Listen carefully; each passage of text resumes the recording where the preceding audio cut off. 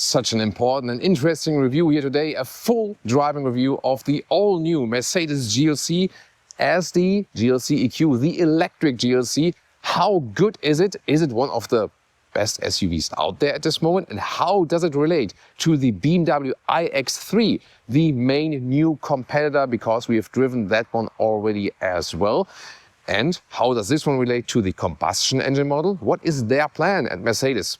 Between combustion GLC and electric GLC, we will tell you all about it. And one thing is already clear. The German automotive industry is going full throttle or full accelerator pedal again, now also in the electric segment. And this is definitely one of the most important models in that respect.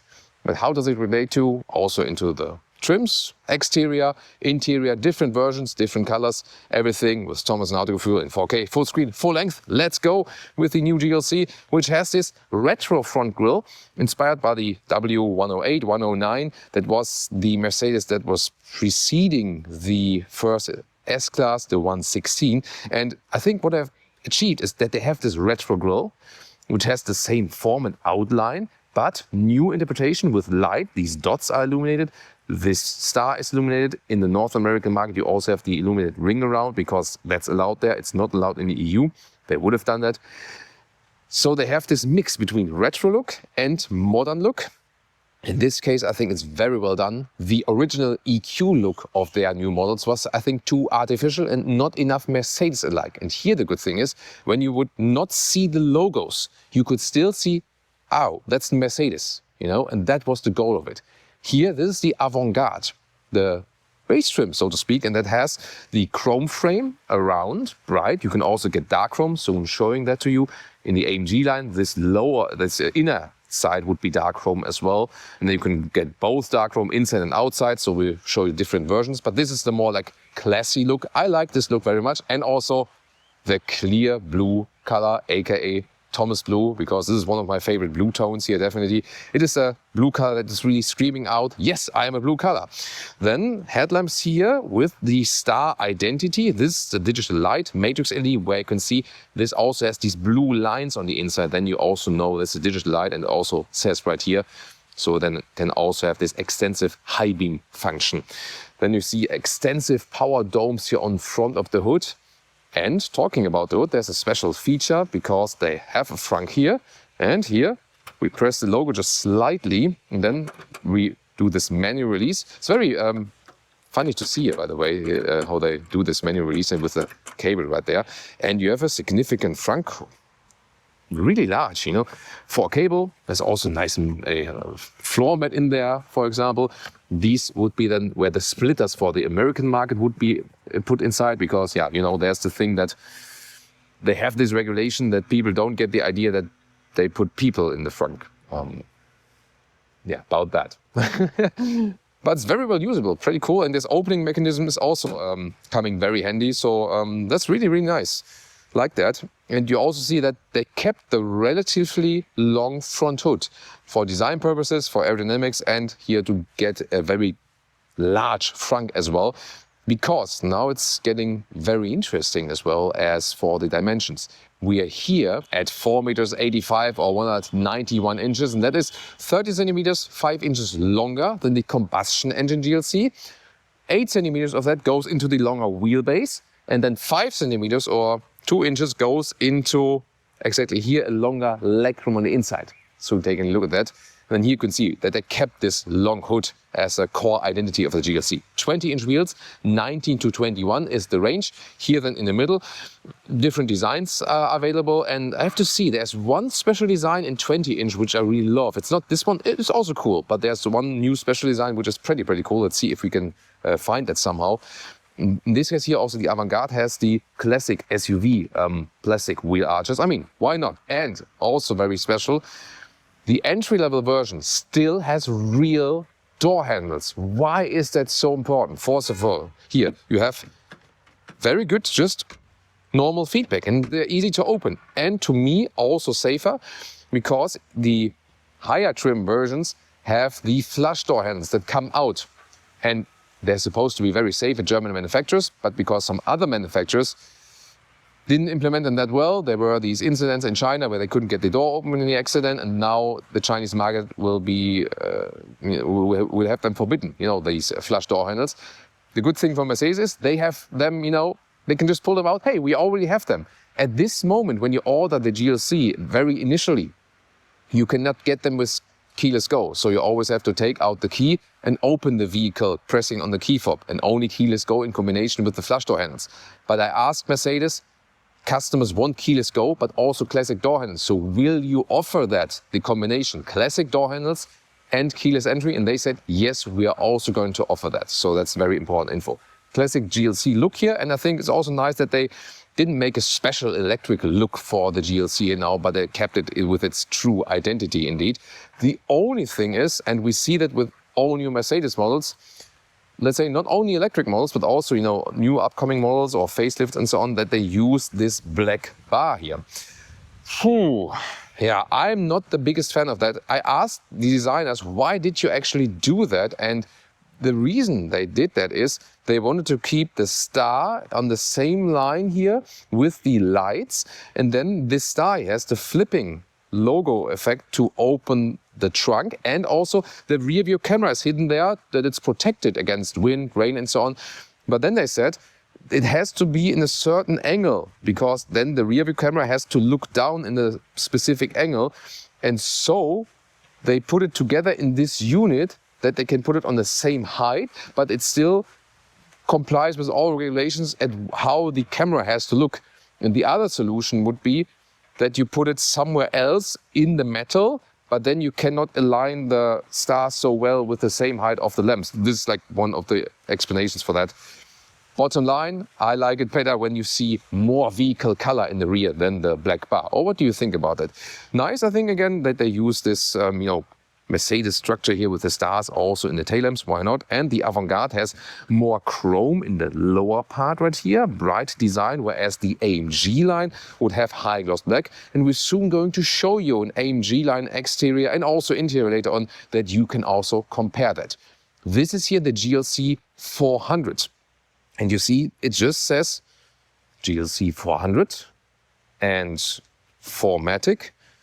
And it doesn't say EQ or something like that. And it seems to me that they, kind of want to get rid of this naming logic a little bit, And I mean, why not? Just people haven't asked for this.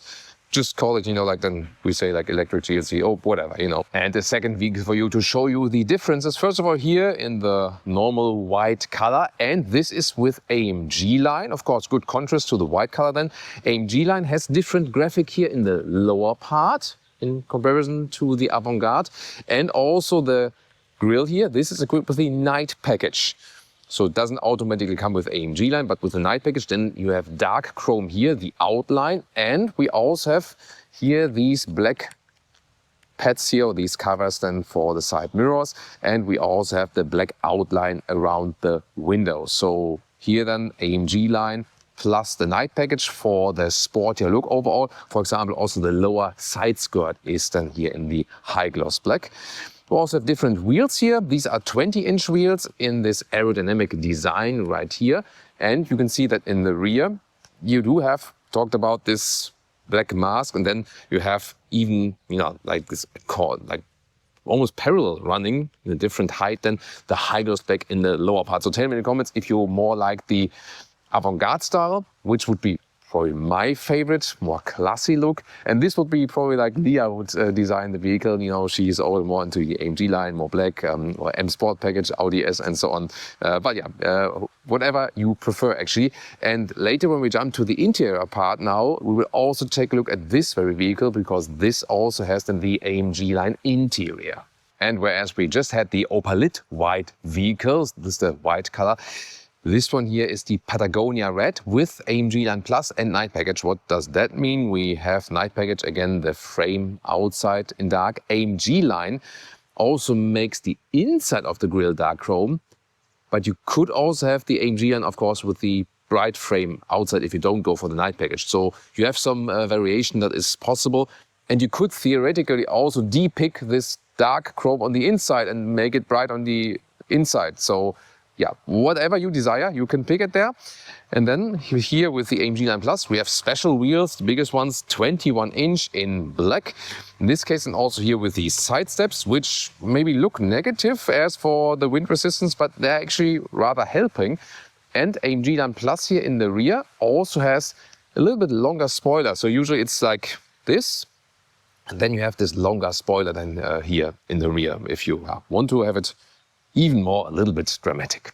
But then about the facts and figures, because so far there's this new electric GLC, and then there will be the combustion engine running parallel. So they will not discontinue the combustion engine and plug-in and diesel and petrol GLC. But at this moment, it's also not planned that the current GLC will be completely renovated, you know, like this. And I mean, that's, I think, fine. The current GLC model is also good. And this one is the MB.EA platform. So this is a purely dedicated EV platform. Means this could not house a combustion engine GLC anyway. Then to the EV facts here. Charging flap is right there.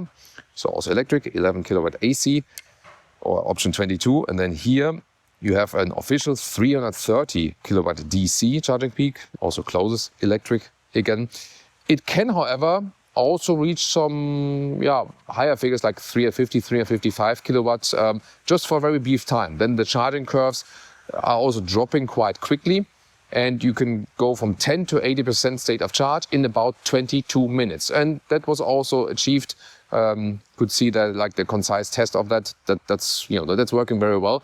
However, it seems that the iX3 charging curve is maintained a little bit more, and that the iX3 charges basically in the same time, or maybe a little bit quicker, but for a larger battery, because the battery here is 94.5 kilowatt hours net, whereas the BMW iX3 has 108.7 kilowatt hours. So a 14 kilowatt hour difference, together with CD value differences. Here the GLC is already aerodynamic, but 0.26, whereas the iX3, the lower value is better, is at 0.24. So it seems to be that the iX3 has a bigger battery and also a better CD value, and the frontal area is also not a huge difference. Not that this one would have a great advantage there or something. So we can then expect a little bit more range probably from the iX3. We'll do a first range test here today with this one, and we already did with the iX3. And at the end of the video, we are then going to compare it.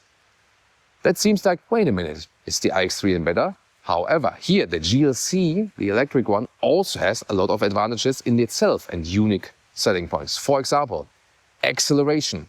4.3 seconds, 0 to 100 kilometers an hour. That sounds like a pure AMG model, whereas it is not. I mean, if this one will get an AMG model, like what's the acceleration going to be about, you know? And why is that possible, whereas the iX3 accelerates in 4.9 seconds? So 0.6 seconds slower than. This one is so quick in the acceleration because it uses a 2-speed gearbox, although it's an electric vehicle. And the first gear will go 0 to 1 kilometers an hour. In the first gear, will hold it, be extremely quickly. But in normal situations, it would already shift up to the second gear at 70 kilometers an hour and use the second gear for motorway driving, higher speed and better efficiency and so on. So we'll see about this effect. And also very important here, we get for this car air suspension and rear axle steering. So here then the rear wheels can turn up to 4.5 degrees in the opposite direction than the front wheels. And together in this package with the air suspension, this is one package. You can get it in this, I think it's called like agility control package, and also in the long range package. So they're both bound together and supposed to be also available on all markets. And air suspension and rear steering, the iX3 does not have that, whereas the GLC does get this option. Then again, the price goes higher and so on. So you see, there will be different focuses, but definitely super, super interesting. And of course, the interior will be even more interesting. Let's take a look at that.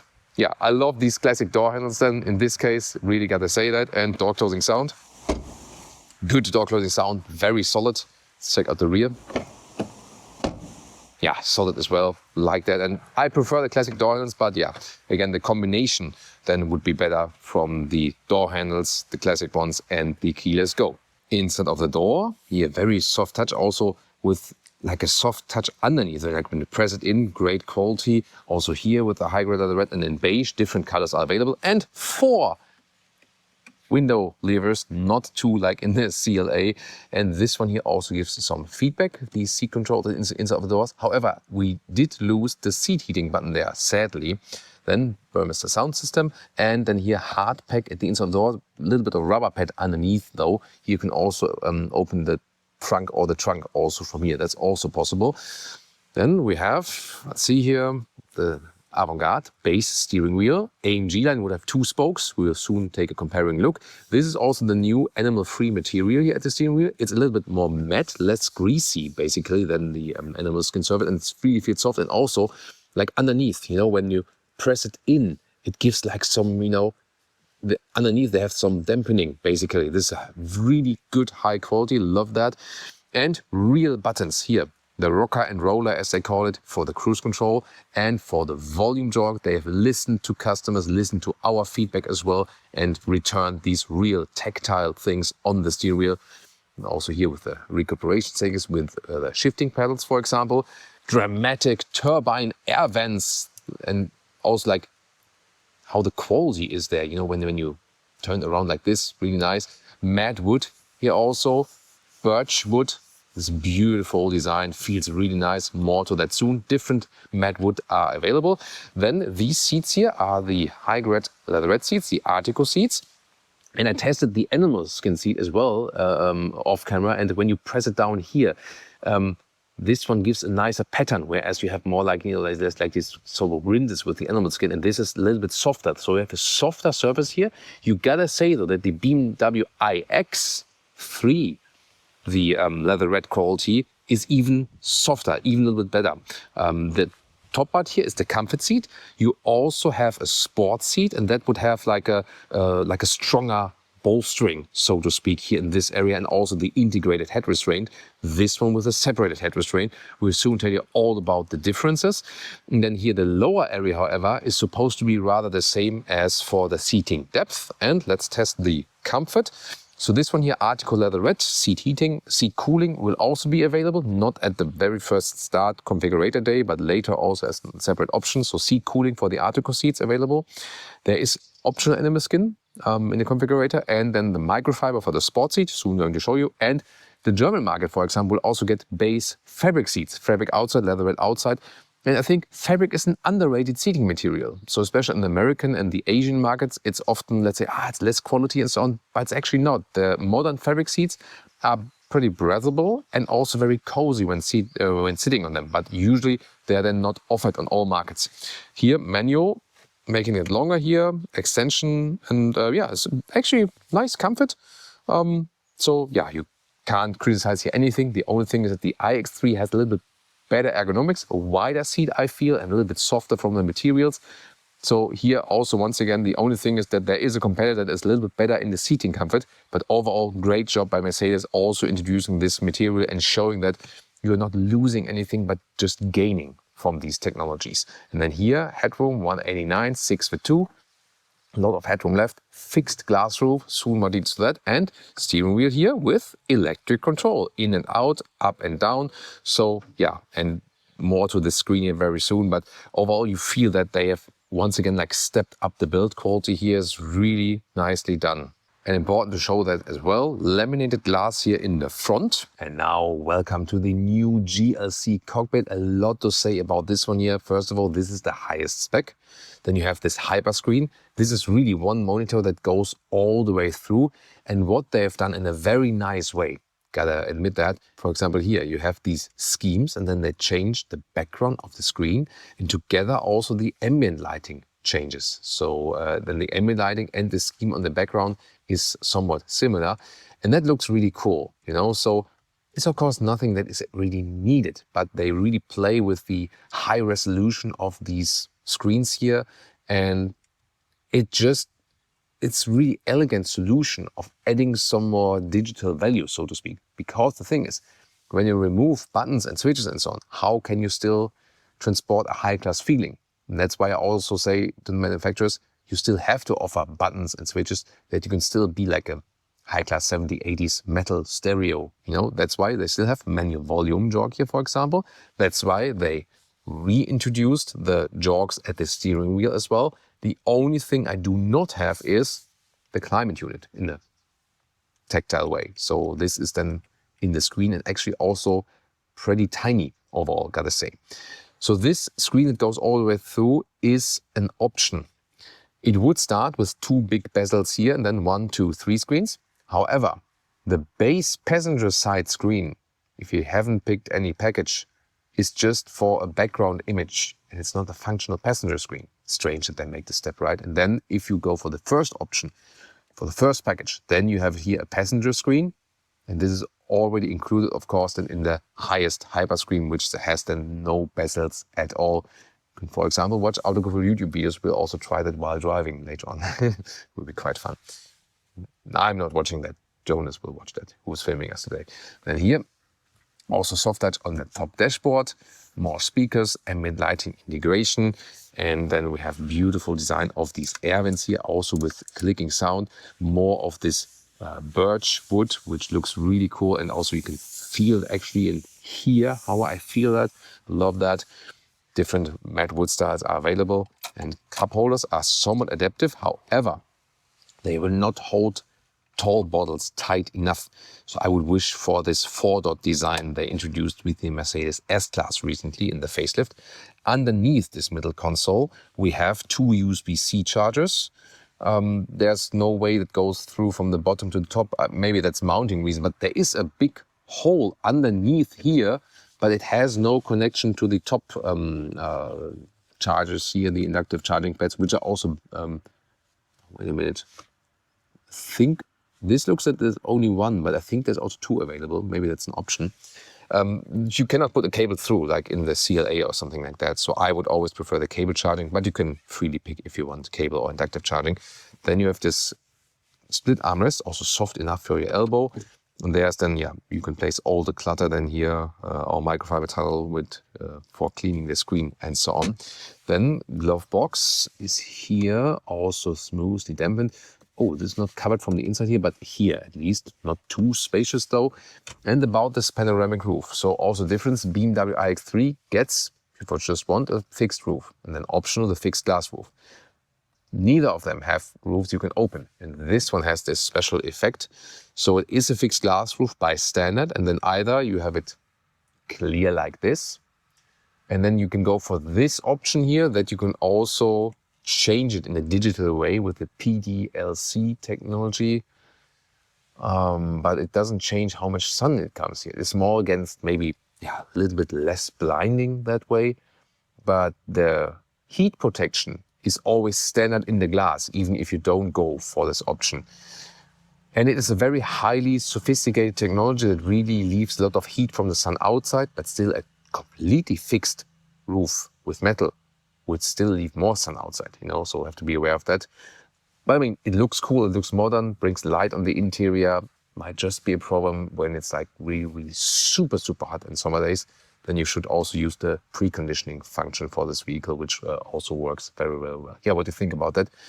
And optional, you could then also go for a star pattern in this panoramic roof that you see like some illuminated tiny stars in there. So you see, it's always the scheme here that a lot is optional, but you'll be also just fine with most of the base functions for sure.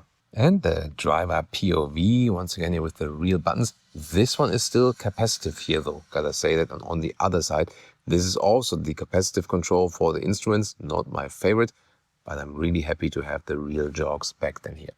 And to the digital instruments, when you have this classic view, then you have the even transition also to the full screen. And here in this map view, for example, then you have like, looks like a separate screen, although it's not a separate screen, you know. So yeah, this, by the way, oh, when the door is not properly closed, there we go, and then it's properly closed. Then you can change something more of the views and also what you want to have in the middle. And this is, by the way, also a realistic consumption at these speeds. First preview on that, and we soon do a motorway trip only with higher average speed, and the consumption will also be a little bit higher. But clear to read everything. You can also get a head-up display. Hard to see on camera, but it's huge with your own eyes indeed. And then the main infotainment screen with the high resolution is also actually decently quick. What's important to me is, yes, not too good to have the temperature only there, but the seat heating is also in the first level. So you can activate that, and then seat heating and steering wheel heating is activated at the same time. If you want to go more deeper in the menu, here it's possible, and then you can also deactivate it individually, for example. I'm not sure how it will be with the seat cooling, if it will also be in the same level. Let's wait for that. And then here, for the EU speed chime law, you press in the top part, you can deactivate it then, or you can also deactivate it with pressing and holding here the volume button right there. And you also have Android Auto, Apple CarPlay, so I'm going to show that to you. And let's test the Burmester sound system. Wow, testing the Burmester sound system here is great. It's awesome sound. It really like goosebump sound, so I can just recommend that. And yeah, intense setting for electronic music and the pure setting for acoustic music. So wow, it's awesome sound really. So yeah, definitely one of my favorite systems. Apple CarPlay integration or Android Auto, there you see that, I mean, you have different backgrounds for your stuff there. And in this case, when you often use Apple CarPlay, this doesn't work that well with the transition of the rest of the system, you know. It's planned to be used by Mercedes graphics only, basically. It's not bad, but there you can see when you use often the Apple CarPlay, then it doesn't make such a big difference. When you then have like the bezels, then you more have like your own separate screen. So I would really say, if you want to use the Mercedes GPS all the time, then maybe go for the hyper screen. But when you use Apple CarPlay very often, it's maybe then not so important to go for this hyper screen. And also interesting here to take a look at the Mercedes app, nice visualization, and then you can also unlock the vehicle with that. With the keyless go, of course, you can just use your smartphone then as a key. And here, for example, you also have the charging statistic and so on, very important also maybe for taxation and stuff like this. So yeah, that looks pretty good already. And yeah, we have to test it through then maybe if we have the vehicle for a longer period of time than with the keyless go.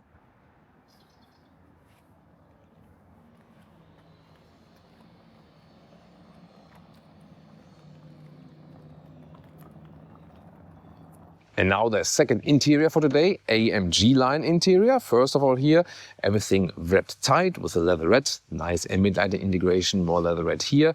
And this once again here without any cover, this of course in the same rubber pad in the lower part. And then we have AMG-Line floor mats right there with the logo. This is also the AMG steering wheel with 2 spokes actually then in this case. And this is the sport seat. Microfiber on the inside, leatherette on the outside, and the sport seat is especially different here in the back area. So you have this integrated headrest, then you have more shoulder support, and yeah, it's a little bit firmer then. But the lower part shouldn't be the biggest difference. Of course, and here with the microfiber is also a comfortable choice. So yeah, I mean, like from the seating itself is not the biggest difference, but the bigger difference is definitely here in the upper area. So on the one hand, it's maybe a little bit firmer, but it also keeps you tighter a little bit.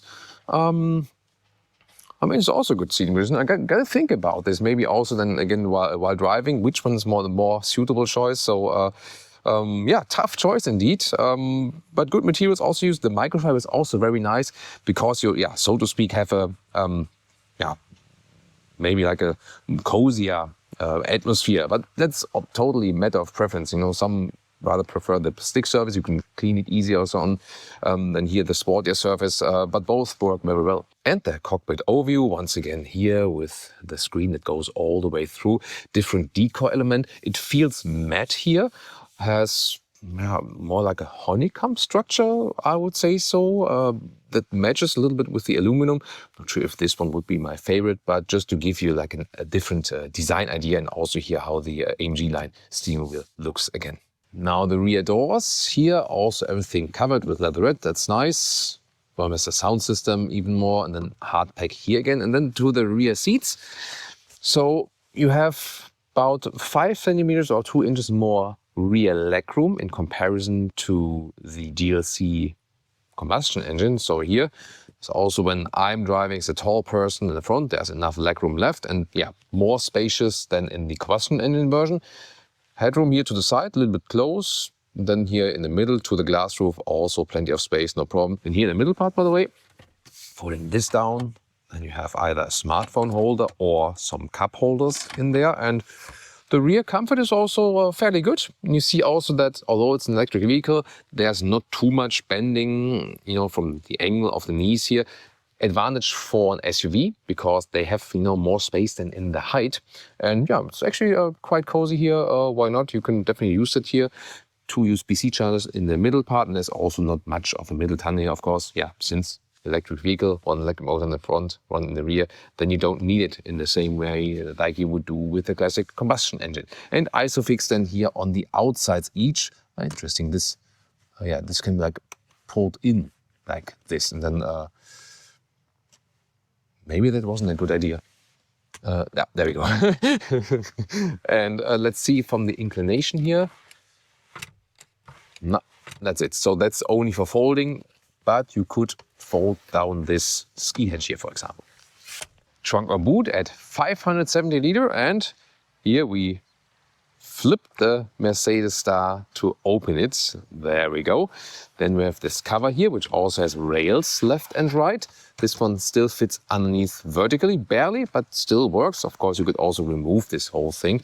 And then the measurements are actually pretty interesting. So, but first of all, here underneath, there's just a little bit of space. Not too much, but for some shallow stuff. However, you can also move this one then in the lower position. And that gives you additional height. First of all, the normal length here is about a little bit longer than 1 meter or 40 inches. So that's already good. And here also the standard width, look at that. This is more like 1 meter 10 or 43 inches. So that's very good, actually. And then when you put it in a lower position, then you are here at almost 31 inches or 78 centimeters. So I like these dimensions indeed. That's pretty good. And if you want to load things through, you can of course put that in the upper position again. There we go. And then here, this cool thing, we have remote unlock for the seats. The BMW iX3 does not have that. Here it is possible. You have to be aware, by the way, sometimes it doesn't work because the seat belts hold tight. So the seat belts always have to be loose for that.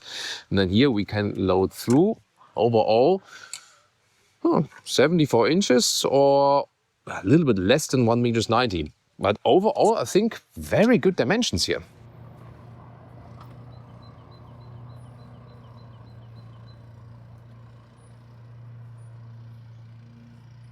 Even the 7th generation. Let's start driving the GLC EQ, electric GLC, and you can see here, Jonas was filming us today here. You can watch the latest YouTube episode right here on the right side. And when I'm driving slowly, it still works. I mean, it's there to be used while being stationary, you know. And then you can see here, instruments goes over into the large infotainment system and then goes over into the passenger screen. And yeah, I mean, that looks super impressive, definitely, you know. But the thing is here, just watch it. When I start driving a little bit quicker, it should also disappear, that it doesn't distract me. See here, 20 kilometers an hour.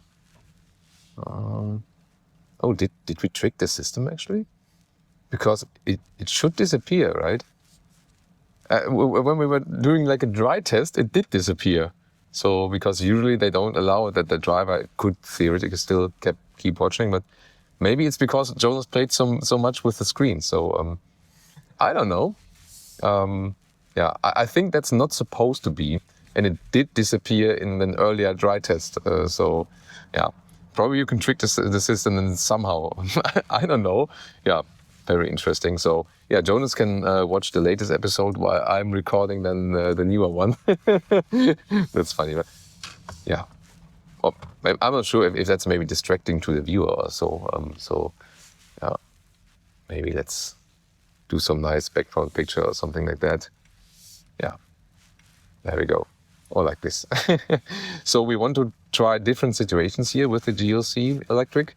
And that is city, countryside driving, also motorway, acceleration, of course. And at the end of the episode, we're going to talk about the consumption and the concise range, rearward range, and so on.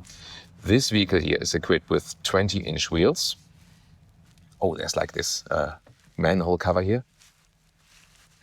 Easily done, very smooth. 20-inch wheels, air suspension, and rear axle steering. And this is, of course, something special if you compare it to the iX3, which has a fantastic base suspension. There, iX3 adaptive suspension later, but no air suspension. Here they go, standard suspension, or then you can directly hop to the air suspension. And This, of course, gives you more flexibility in the ride, so to speak. This is here this augmented reality feature. You don't have to have it, but you could theoretically.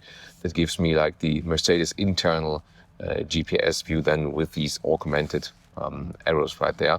With the rear axle steering, you're very flexible also here in slow slalom, for example. I feel that the rear is then moving a little bit, and just easing the car around when you're driving slowly is, I mean, it's so easily done. Maybe I can show you, just drive straight, and I can show that to you when I just turn around here, you know. So doing just the U-turn where it's like, I mean, this is like not a small car, and then here you can turn it around. And so, I mean, then you can watch here in the mirror also sometimes how the rear wheels, here, look at that, augmented reality also with looking underneath and easing these cars around is so easy. And we had that recently also when we were comparing the X3 plug-in hybrid, which we were driving, or which we are driving at this moment, and the GLC, which has like a GLC combustion engine, which has the rear axle steering, and getting in and out of the basement garage is just so much easier than with the rear axle steering when you have to do another maneuver and so on. It's a very silent vehicle, feeling it already in the city. We have the lamination here in the front glass, not in the rear, but in the front it's for most cases enough. Bumpy in the road, yeah, that is cool. So the air suspension delivers you a great comfort. Seating wise, as I said, we have here the Artico seats, which are a little bit softer than the animal skin leather. The sport seats with the microfiber are also very good. The microfiber surface is maybe a little bit better than as well, because I feel that the BMW iX3 high-grade leather red, that is a step more in the quality. It's even a little bit softer than this one here, you know. And so probably for the GLC, I would go with the microfiber seat as the sport seat. It also keeps you, in the top part a little bit, more enclosed in the shoulder area. But the sitting area, that is more or less the same from the seating depth. So you can go with both. It's actually no problem. The biggest driving difference between iX3 and this one here is definitely the air suspension, because you have this, when you have these waves in the road, like here, in the city surrounding, it just evens it out in this typical air suspension way, and that is really interesting. Driving modes, I'm glad to have this button still and can also click that through. I don't have to confirm it in the screen. And then in the sport mode, the air suspension is a little bit stiffer. I also have more resistance from the steering wheel. The steering itself has a good grip here, also with the vegan surface then in this case, which appears a little bit matte. It's not that as greasy as the animal skin could become after a while. But if you step in this vehicle, no one could tell actually a difference from the feeling so far. And the steering itself, how it reacts, is really precise. I like that. And don't have no dead zone area. And some more feedback here in the sport mode. Let's check it again. Comfort mode. Yeah. In the comfort mode, steering is lighter. In the sport mode, it gets then a little bit more resistance. And of course, you maybe know my favorite setting, individual mode. More resistance in the steering, but suspension here, the air suspension, still kept at the comfort level. That is the setup I really like, I really prefer. So this vehicle gives you a very calm feeling while driving. And if you compare it to the GLC combustion engine, I mean, you know that here on our channel, we have always taken a viewer-based, neutral, technology open view to all different drivetrains and presenting like this might be the best solution for this use case and this use case and so on. But just from the driving, you really have to say this one drives better than the GLC combustion engine. And this is a tough thing to say, because the GLC combustion engine is an SUV which is top notch in driving already. But this one here adds another level of calmness and sophistication. And from the technology, yes, you have the extra weight, and that might play a role then when you have like super, super tight corners or something like that. But the center of gravity is low, and it feels so calm, refined, and sophisticated. It's it's just really great. Here, by the way, we can test something. Let's go to sport mode, and then we can accelerate here because it shows here 90, and then let's go here from like 40 to 90. Let's go. What? No way. I mean, that was even slightly uphill. And that is also this two-speed system. So you have first gear and second gear, although it's an electric vehicle. And when you do 0 to 100, it stays in that first gear. Usually it would switch to the second gear like 70 kilometers an hour. But if you do like the full acceleration, it keeps the first gear longer. At the same time, you can use the second gear at higher speeds and then have efficiency gains, from this kind of transmission. Wow. And I mean, this is here 4.3 seconds in the acceleration figure, 0 to 100 kilometers an hour. One electric motor in the front, one in the rear. Beautiful dolphin statue, or you call it statue. Beautiful design of the roundabout. Spring. Dolphin spring. So 4.3 seconds, and remember the BMW fountain. Yeah, right. Spring is like where the water originally comes from. A dolphin fountain roundabout design. Let's take it that way. So back to the acceleration, 4.3 seconds. The BMW iX3 is at 4.9 seconds. And I mean, sub 5 seconds in the acceleration figure is still fine. Everyone can use that. Totally okay. Going back to the comfort mode here. However, here, really explosive power, although this is not like an AMG version. What's the AMG version supposed to be of this one here? So really, really quick due to this transmission system. This is the advantages of the GLC EQ here in comparison to the iX3. Air suspension and also quicker acceleration.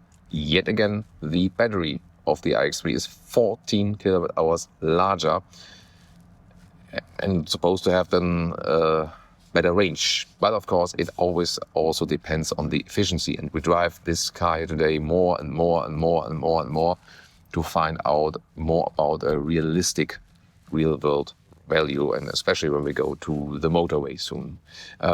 Here, by the way, also easing in and out of the roundabout. Such a pleasant drive, it's so calm, refined, sophisticated. So this is really, really next level. At the same time, you sit upright. If you, for example, compare it to a Mercedes CLA, if you think, well, hey, I'd rather go like electric sedan, especially like tall people. I mean, Jonas is one of the rare people that's even taller than me. So, but he also sits in a very comfortable way. Although you always think about like, where are his legs supposed to go? They. Yeah, but I think that's what I read. Oh, the tuk-tuk company or what is that? So enjoying the drive here, and I'm looking forward even more to go to the motorway. But you really have to ask, like, I mean, what else can you do? So the level of sophistication here is really good, and I can't say anything more positive about this ride, because there's probably everything said which is positive, but at least like here from the city and the countryside surrounding and so on. Let's see about the recuperation here. Very smooth. Everything is done with recuperation. You don't need the friction brakes actually at all. Let's see. No, you don't go to a B mode with pulling this one down or something, but you can here, use the pedals, strong recuperation, normal, no recuperation, and intelligent recuperation. What is this here? For example, it's almost like a cruise control without using the cruise control. Here, the speed is being reduced when the car is in front of me, but when the car goes away, that was not scripted, then when I'm off the throttle, then the car is just rolling. And that is, on the one hand, a good thing. On the other hand, for me personally, for example, I rather like this predictive approach of a vehicle. Means that the car always does the exact very same thing in every moment. And then I rather rely on a fixed recuperation setting, or maybe no, or just a small, normal one. And then know, hey, it always recuperates in the very same fashion. And you can argue for both systems. It just depends on what you actually prefer then to have as a setting, because Efficiency-wise, it makes no difference. When you're on the brake pedal, it will first use the recuperation, and then only if needed, in super harsh braking, then it will actually apply the friction brakes. So, wow, really impressed with the driving here. Also, it has, I think one more level also of sophistication in comparison to this MMA, the CLA platform. I mean, it needs to be some kind of difference. So this is a perfect SUV to drive, and doesn't take away anything from the BMW iX3.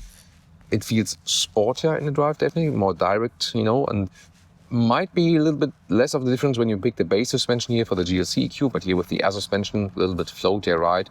20-inch wheels are also a good choice, let's say, in the middle. So both from driving BMW iX3 and GLC EQ, they are both excellent. So great news that Germany also here in the EV segment finally has really striking products again. Can't say it otherwise. But now even more looking forward to how does this one perform at higher speeds on the motorway. And now the motorway, sport mode and 62-120. Let's go. Oh, that's it. Can't believe that. I mean, this is not an AMG version, but you easily get a Mercedes and an AMG in one with this SUV. This is crazy. Really crazy. And how quick that acceleration was. Here then the sport mode, once again, more resistant in the steering wheel and in the suspension, but of course for longer way, motorway driving, might as well stick to the comfort mode. This is now a really rough tarmac here. Also good test for the rolling noise and so on, but cannot really compare it to other roads. I mean, you see how effed up this road here is on this. I said effed up and then Mercedes. Voice assistant response. That's weirdo. So I think we have to accelerate here out, then they can go on the motorway. Wow, I mean, it's so quickly done. Really crazy stuff, man. And the air suspension, once again, here also when you have these longer waves on the motorway, gives you so much confidence and comfort.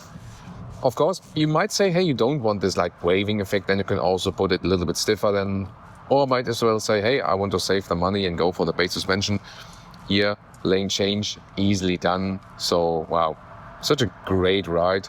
And yes, the tarmac here is very rough at this moment. That's why most of the noise comes from that. But from the wind noise, from the insulation, very silent again. And it was very interesting because Jonas just, off camera just told me like, wow, he also realized how silent the car is. And he said like, Thomas, isn't that on the niveau of a Rolls Royce? And that's something to say, when the cameraman says that. And I really have to agree, like when we were driving through the city surroundings, it's so extremely silent and refined. That's really something indeed. So great motorway vehicle here also from the comfort. Yeah, the only thing is that the seating company, the iX3 is a little bit better. Here then you have the more sophisticated suspension options, so whatever you prefer. And let's also check out the assisted systems. So we can switch between limiter or the really sophisticated cruise control. Keeps the speed. Now it's also keeping the lane. And let's see, we should also be able to introduce here this automated or semi-automated lane change. Yes, I have to hold on to the steering wheel. So, and this is done then by the vehicle, this lane change here. Yeah, the only thing is a little bit tough here is really the tarmac. This is one of the loudest motorway tarmac I have heard, so don't be mistaken when you think now it's loud on the camera. It's a super silent car on the motorway, definitely. It's just that this is one of the worst motorway tarmacs I've experienced. Now here, automated lane change back. No? Doesn't want to do it. There we go. So, yeah. And that's also smoothly done. Then we have a blind spot monitor here in the side mirrors. This crazy tarmac here. And there's a red triangle there in the side mirror. So also sophisticated as for the assistance systems. I would maybe say that the iX3 goes a little bit step above that even on the assistance systems. There you can also have this this hands-free on the motorway. Still level 2, but you can do it hands-free, and the car is also doing the lane changes completely autonomously. So there the iX3 sets, a another level of smoothness, even on top. Also very interesting to have that. But definitely also very good from the suspension on the motorway, especially considering how destroyed it is. Maybe we should switch to the other side. That looks a little bit better there, so we can get off here and then go to the other side of the motorway and repeat that once again. Yeah, going off here also in a dynamic way. It feels really nice. Let's do it sport mode once again here with these air suspension, a little bit tighter than in the dampening. This can also go, by the way, a little bit lower on the motorway to increase efficiency. Also works. Wow. And then as soon as you have good timing, you feel again how silent and refined that car actually is. Also good how it stays very upright in the corners. So it can feel sporty, but it feels comfortable at the very same time. And what I want to do as well is to even out the consumption just on motorway and then test like 100 and 120 kilometers an hour and give you the results of that one later, because that's also something we have been looking forward to so much.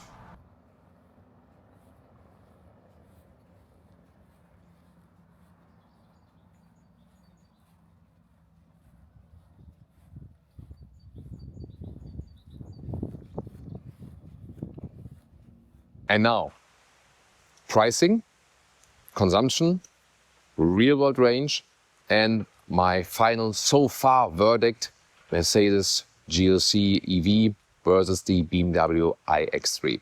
So first of all, as for the consumption, we did today a test of motorway going back and forth, that we have like the equal topography. I tried to do a lot of 120 kilometers an hour, like 70 miles an hour, but of course with then, switching the motorway and sometimes there's a little bit traffic and so on. You cannot always keep like 120s constant, but an overall average of a little bit something over 100 kilometers an hour, between 100 kilometers an hour, 110 kilometers an hour, 60, 65 miles an hour, which is a realistic motorway speed for most countries. And dry conditions, not too warm today, but not too cold, no rain, little bit wind, and the tarmac rather rough. There are always so many variables, that's why it's always hard to one compare. But there, in this case, then we scored some 23 kilowatt hours on 1 kilometers. That's 2.7 miles per kilowatt hour. Can be a little bit better, indeed, gotta say that.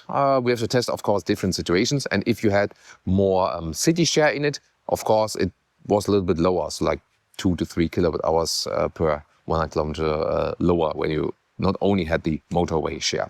But that would mean for this motorway realistic real-world range, which we try to do similar with all EVs, would mean that you go a little bit further than 400 kilometers or 250 miles. If you have some lower motorway speed, or if you have more city share with this big battery here, smaller one later to come, and rear-wheel drive and so on, you can also get some 500 kilometers or 300 miles.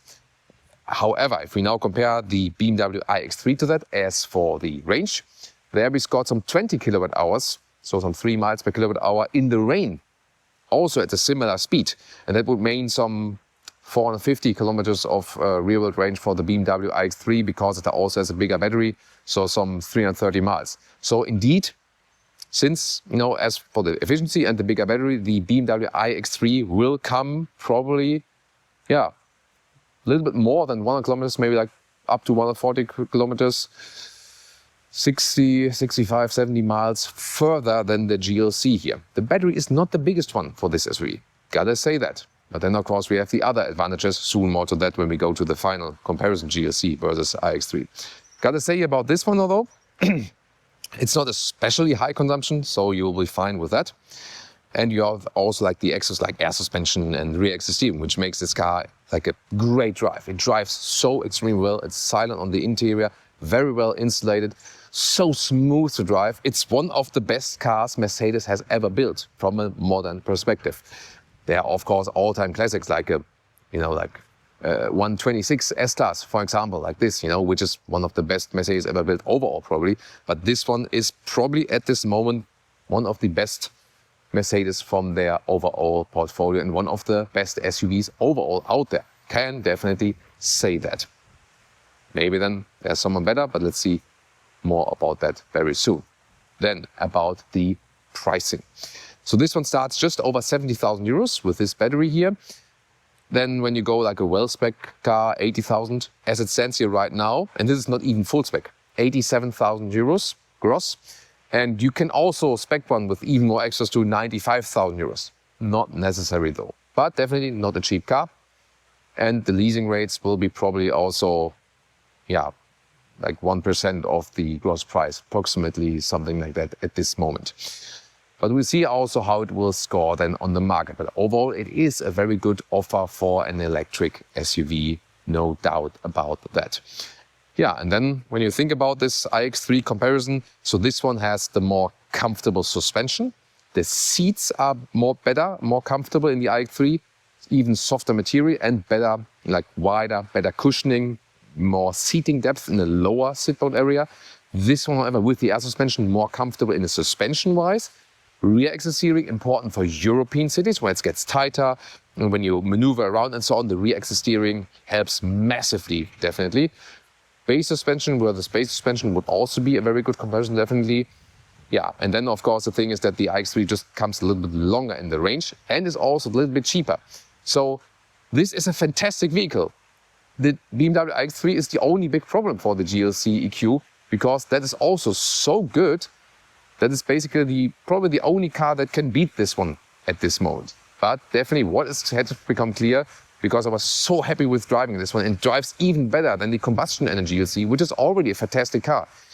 These two vehicles, GLC EQ and the BMW iX3, are really the top hitters here from the German automotive industry again. Fantastic SUVs, one of the best SUVs overall, both together at this moment. So no matter what you decide for, if you like the one or the other better from the looks, you won't regret it. Both cars are absolutely excellent. And this was also like a very, very good performance from this one here today. And I hope we could, maybe fill you in with all the details you really need to know. If there's anything left you want to know here from the GLC EV and its competitors, tell us in the comments. Tell me, what do you think about this vehicle here? Looking so much forward to your feedback. And now compare the BMW iX3. And there's recently also revealed the i3, the sedan brother, which will probably also have something similar from Mercedes very soon.